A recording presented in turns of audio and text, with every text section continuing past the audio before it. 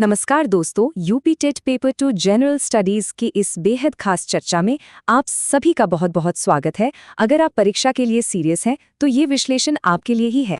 बिना कोई देर किए चलिए सीधे इस प्रैक्टिस सेट पर आते हैं। आज हम परीक्षा के लेटेस्ट पैटर्न पर आधारित 10 सबसे क्रिटिकल सवालों को डिकोड करने वाले हैं। मकसद सिर्फ रटना नहीं है, बल्कि कॉन्सेप्ट्स को ऐसे समझना है कि एग्जाम हॉल में वो तुरंत क्लिक कर जाएं। आज का हमारा ये सेशन मुख्य रूप से 2 हिस्सों में बटा है। पहला हिस्ट्री और सिविक्स और दूसरा ज्योग्राफी और जनरल स्टडीज। तो चलिए शुरुआत करते हैं पहले सेक्शन से, यानी इतिहास और नागरिक शास्त्र।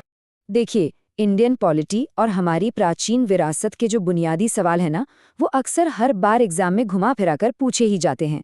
तो हमारी नींव यहाँ एकदम मजबूत होनी चाहिए। अब सबसे पहले शिक्षा के अधिकार से जुड़ा एक बहुत ही शानदार और ज़रूरी सवाल लेते हैं। क्या आपको याद है कि संविधान के किस आर्टिकल के तहत राइट टू एजुकेशन को एक मौलिक अधिकार यानी फंडामेंटल राइट का दर्जा दिया गया था?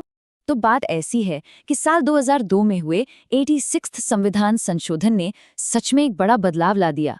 इसी ने आर्टिकल 21A को जोड़ा, जिसने 6 से 14 साल तक के सभी बच्चों के लिए मुफ्त और अनिवार्य शिक्षा को एक पक्का कानूनी अधिकार बना दिया।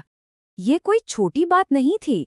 2002 के इस कदम ने एकदम साफ कर दिया कि शिक्षा अब सिर्फ एक सरकारी नीति नहीं है, बल्कि ये हर बच्चे का एक ठोस मौलिक अधिकार है।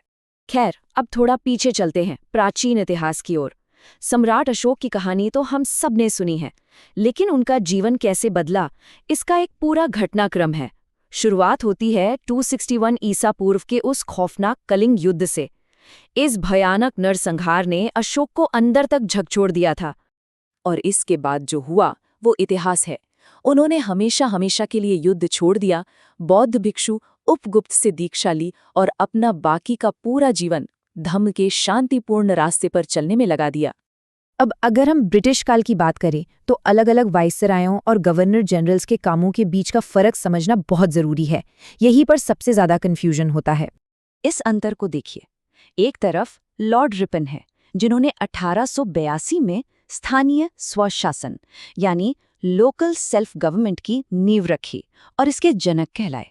वहीं दूसरी तरफ लॉर्ड कैनिंग हैं, जो 1857 के उस ऐतिहासिक विद्रोह के दौरान गवर्नर जनरल थे और बाद में जब सत्ता सीधे ब्रिटिश क्राउन के पास गई तो वो भारत के पहले वाइसरॉय बने। चलिए अब आते हैं हमारी संसदीय प्रणाली के एक बहुत ही ट्रिकी टॉपिक पर। मान लीजिए दोनों सदनों के बीच किसी बिल को लेकर ठन गई है। ऐसे में जॉइंट पार्लियामेंट्री सेशन यानी संयुक्त बैठक का नियम क्या कहता है? यहीं पर अक्सर गलतियां होती हैं। देखिए, इस बैठक को आर्टिकल 108 के तहत बुलाते तो भारत के राष्ट्रपति हैं, लेकिन आर्टिकल 118(4) के अनुसार इस सेशन की अध्यक्षता हमेशा लोकसभा के स्पीकर ही करते हैं। ये एक बहुत ही क्रिटिकल पॉइंट है जिसे आपको याद रखना है। चलिए अब हम अपनी चर्चा के दूसरे बड़े हिस्से की तरफ बढ़ते हैं, जो है ज्योग्राफी और जनरल स्टडीज। यह सेक्शन हमारी प्राकृतिक दुनिया की समझ और आधुनिक भारत के कुछ बड़े माइलस्टोन्स को टेस्ट करता है। शुरुआत करते हैं हमारे वायुमंडल से। क्षोभ मंडल यानी ट्रोपोस्फियर की खूबियां बड़ी दिलचस्प हैं। ये सबसे निचली और सबसे घनी परत है। ध्रुवों पर ये 8 किलोमीटर और भूमध्य रेखा पर करीब 18 किलोमीटर तक फैली है। और मजे की बात यह है कि वायुमंडल की 75% गैसें, पानी की भाप और धूल इसी में मौजूद हैं। अब क्योंकि सारा जलवाष्प और गैसों का भार यही है, तो आप जो भी मौसम में बदलाव देखते हैं ना, जैसे बादल का बनना, तेज बारिश या भयंकर तूफान, वो सब इसी ट्रोपोस्फियर के अंदर होता है। वर्ल्ड ज्योग्राफी का एक बड़ा ही अनोखा फैक्ट आपको बताता हूँ। मध्य अफ्रीका की कॉन्गो नदी, जिसे पहले ज़ाहिरे नदी भी कहते थे, दुनिया की इकलौती ऐसी नदी है जो भूमध्य रेखा यानी इक्वेटर को एक नहीं बल्कि 2 बार काटती है। इसका वो विशाल आधे चांद के आकार का बहाव इसे पूरी दुनिया में सबसे अलग बनाता है। चलिए अब भूगोल से निकलकर जरा भारतीय अर्थव्यवस्था की एक बहुत ही खास तारीख पर आते हैं, साल 1949। ये एक ऐसा साल है जो एग्जाम्स में बार बार लौट कर आता है।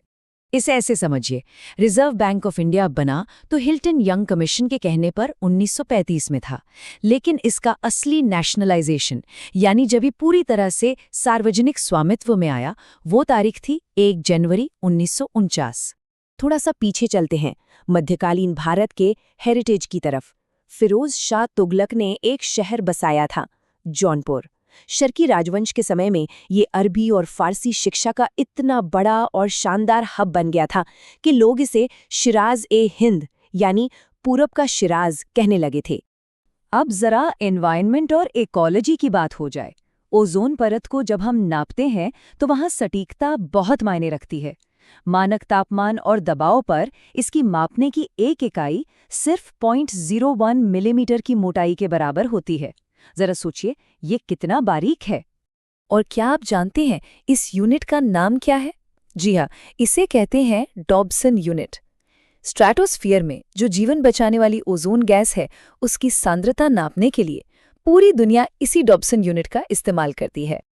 तो दोस्तों, हमारी आज की ये शानदार चर्चा यहीं पूरी होती है। हम सब जानते हैं कि परीक्षा में सफलता का कोई शॉर्टकट नहीं होता। लगातार अभ्यास ही इकलौता रास्ता है। लेकिन जाते जाते जरा सोचिएगा, आज हमने जितने भी कॉम्प्लेक्स टॉपिक्स पर बात की, उनमें से वो कौन सा विषय है जिस पर आपको परीक्षा से पहले सबसे ज्यादा मेहनत करने की जरूरत है? अपनी तैयारी ऐसे ही मजबूत रखिए। आप सभी को एग्जाम के लिए ऑल द बेस्ट।